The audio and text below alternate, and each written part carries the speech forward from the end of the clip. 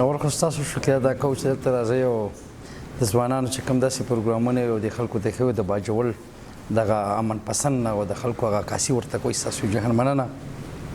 اول موږ د رضوان پټھان د روډ ډېره شکریه ادا کوو چې هغې دلته داسې پروګرام ارینج کړی دی چې ډېر ځوانان دلته راځي او هغه خپل هغه ګیم دلته کوي.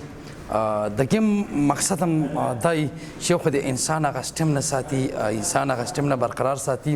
بله پیدا دا ده چې داسې ځوانان دي خصوصا په باجوړ کې عناصر راغلی دی، هغې ته آیس وایي. هغه په دې خوړونو کې اوس دا ځوانان دي زیات، هغې به اوس ځي آیس پسکي او دلته موږ د رضوان پټھان رو شکریه ادا کوو چې دلته ځوانان راوستي دي او دلته په دې گیم باندې اخته کړي دي او گیم خپل کوي. نو دا پیدا هم ده چې هر آیس او دغه منشیاتو نه خلک بچ شوي دي.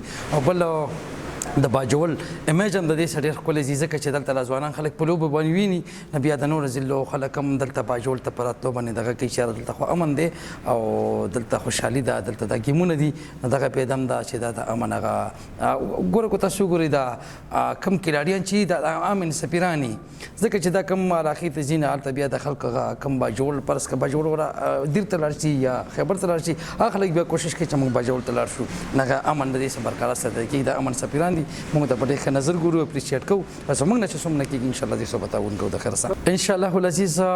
زموږ خو چې خپل څومره سپورټ وي دا به م ورکوو، خو چې دې کوم طریقه ډپارټمنټ دی، سپورټس افسر دی یا یوت افسر چې کوم دی، د هغې سره هم د دې چې کوم میټینګونه وي، کوم د دې ته کوم وسایل ورکوي، کم رایټس ته دي وي، هغه به هم ملاتړ کوو. دا خو دا چې دا ځوانان دي او دلته زموږ سپورټ افسر هم شته، دلته زموږ یوت افسر هم شته، دلته زموږ نور هم داسې محکمې دي چې د دې ګیمونو دپاره د ځوانانو دپاره کار کوي. هغه به هم کوو. موږ اوس خپل مالي کم زموږ څومره هم کېږي ایز ا منسټر د هغې فوکل پرسن چې زموږ نه څومره کېږي موږ اوس انشاءالله دا کوو د خیره چې هغې دلته جوړ کړی دی. خو انشاءالله واحد منسټر مبارک صاحب وایي چې دا به په خپل اډیپۍ کې د ځوانانو دپاره کلب سټیډیم ورکوټي چې کوم سټیډیمونه دي یا نور داسې د سیل لپاره دلته قصبیه وایم چې واحد موږ بیستو چې ما ډي سي صاحب ته ویلي دي چې زموږ ملګري شته ځمکې دله درکوي، تاسو په ګراوند جوړ کړئ او تاسو په پارکونه جوړ کړئ د ځوانانو لپاره.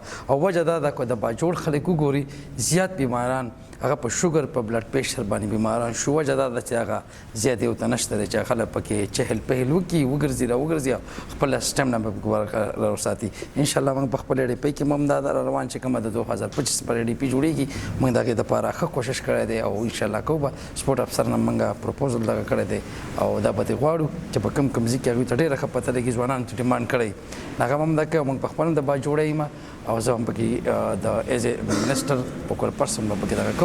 ټولو ځوانانو ته هم چې بس دا ګیمونه کوئ، دغسې کلبونو ته ځئ، دغسې کوم ځای کې چې لوبه کې هلته ځئ، د دې منشیاتو نه ځان وساتئ.